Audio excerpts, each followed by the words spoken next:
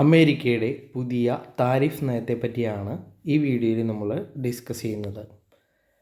2025 ഫെബ്രുവരിയിൽ American president Donald Trump Canada, Mexico, China എന്നിവ ഉൾപ്പെടെയുള്ള പ്രധാനപ്പെട്ട വ്യാപാര പങ്കാളികൾക്ക് മേൽ പുതിയ താരിഫുകൾ പ്രഖ്യാപിച്ചു.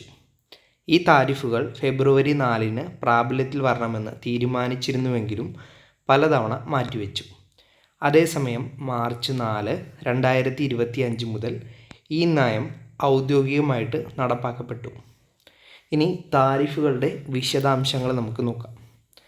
കാനഡയെയും മെക്സിക്കോയെയും എങ്ങനെയാണിത് ബാധിക്കുന്നതെന്ന് നോക്കാം. എല്ലാ ഇറക്കുമതികളും 25% താരിഫിന് വിധേയമാക്കപ്പെട്ടു. കാനഡയിൽ നിന്നും വരുന്ന ഊർജ വിഭവങ്ങൾക്ക് 10% താരിഫ് മാത്രമേ ബാധകമാവുന്നുള്ളൂ. ചൈന എല്ലാ ഇറക്കുമതികൾക്കും 10% അധിക താരിഫ് ഇനി മുതൽ ഈടാക്കും. മാർച്ച് 4 മുതൽ ഈ നിരക്ക് 20% ആക്കി വർദ്ധിപ്പിക്കും. അമേരിക്കൻ സമ്പദ് വ്യവസ്ഥയിലെ പ്രതിഫലനങ്ങൾ എന്തൊക്കെയാണെന്ന് നോക്കാം. സാമ്പത്തിക വളർച്ചയുടെ മന്ദഗതി. OECD പ്രവചന പ്രകാരം അമേരിക്കയുടെ GDP വളർച്ച 2025 2.2% കുറയും. 2026 ആകുമ്പോഴത്തേക്കും ഇത് 1.6% താഴുകയും ചെയ്യും. അടുത്തത് വിലക്കയറ്റം അഥവാ ഇൻഫ്ലേഷൻ വർദ്ധിക്കും. താരിഫുകൾ കാരണം ഉൽപ്പാദന ചെലവുകൾ വളരെയധികം വർദ്ധിക്കും. അതിൻ്റെ ഫലമായിട്ട് സാധനങ്ങളുടെ വില കൂടി ജനങ്ങൾക്ക് ബുദ്ധിമുട്ടുണ്ടാകും. അടുത്തത് ഷെയർ മാർക്കറ്റിലെ അനിശ്ചിതത്വമാണ്. പ്രഖ്യാപനത്തിന് ശേഷം $4 ട്രില്യൺ മൂല്യനഷ്ടമാണ് ഷെയർ മാർക്കറ്റിൽ ഉണ്ടായിട്ടുള്ളത്. നിക്ഷേപകരുടെ വിശ്വാസം തകർന്നതിൻ്റെ സൂചികയാണ് ഇത്. അമേരിക്കൻ വിപണി തകരുന്നതിൻ്റെ ഒരു സൂചന കൂടിയാണ് ഈ ഷെയർ മാർക്കറ്റിലെ ഈ ഡൗൺഫോൾ. വ്യവസായ മേഖലയിലെ പ്രതിസന്ധി. കമ്പനികൾക്ക് വ്യാപാര നയത്തിലെ അനിശ്ചിതത്വം. വിതരണ ശൃംഖലകൾ. അടുത്തത് ലോക സമ്പദ് വ്യവസ്ഥയിലെ പ്രതിഫലനങ്ങൾ എന്തൊക്കെയാണെന്ന് നോക്കാം. കാനഡയിലും മെക്സിക്കോയിലും എന്തൊക്കെയാണ് സംഭവിക്കുന്നത്.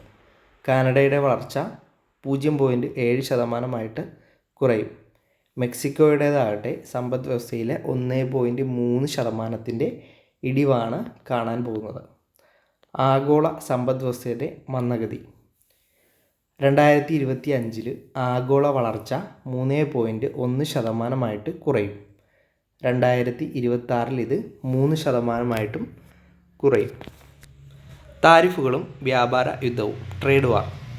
താരിഫ് ഒരു രാജ്യം ഇറക്കുമതി ചെയ്യുന്ന ഉൽപ്പന്നങ്ങൾക്ക് ഏർപ്പെടുത്തുന്ന നികുതിയാണ് നമ്മൾ എന്തെന്ന് പറയുന്നത്, താരിഫ് എന്ന് പറയുന്നത്. ഇതിലൂടെ ദേശീയ ഉൽപ്പന്നങ്ങൾ കൂടുതൽ വിൽപ്പന ആകും എന്ന ഉദ്ദേശം. അതായത് തദ്ദേശീയമായിട്ട് നിർമ്മിക്കുന്ന സാധനങ്ങൾ കൂടുതൽ വിൽക്കുന്നതിന് വേണ്ടിയിട്ടാണ് ഈ താരിഫ് ഏർപ്പെടുത്തുന്നത്. അതോടുകൂടി മറ്റുള്ള രാജ്യങ്ങളിൽ നിന്നും വാങ്ങുന്ന സാധനങ്ങളുടെ അളവിൽ ഇടിവ് വരും. ട്രേഡ് വാർ അഥവാ വ്യാപാര യുദ്ധം. രാജ്യങ്ങൾ പരസ്പരം വ്യാപാര നിയന്ത്രണങ്ങൾ ഏർപ്പെടുത്തുമ്പോൾ വിപണിയിൽ വില ഉയരും, വ്യാപാരം കുറയും, തൊഴിൽ സാധ്യതയെ അത് പ്രതികൂലമായിട്ട് ബാധിക്കുകയും ചെയ്യും. ഇനി ഒരു കൺക്ലൂഷനിൽ നമുക്കെത്താം. അമേരിക്കയുടെ പുതിയ താരിഫ് നയം ദേശീയതയെയും ആഗോളതയെയും അതുപോലെ സമ്പദ് വ്യവസ്ഥയെയും പ്രതികൂലമായിട്ട് തന്നെയാണ് ബാധിച്ചിരിക്കുന്നത്. കാനഡ, മെക്സിക്കോ, ചൈന എന്നിവ പ്രതികാര നടപടികൾ സ്വീകരിച്ചു കഴിഞ്ഞാൽ വ്യാപാര യുദ്ധം കൂടുതൽ കടുക്കും. അതോടുകൂടി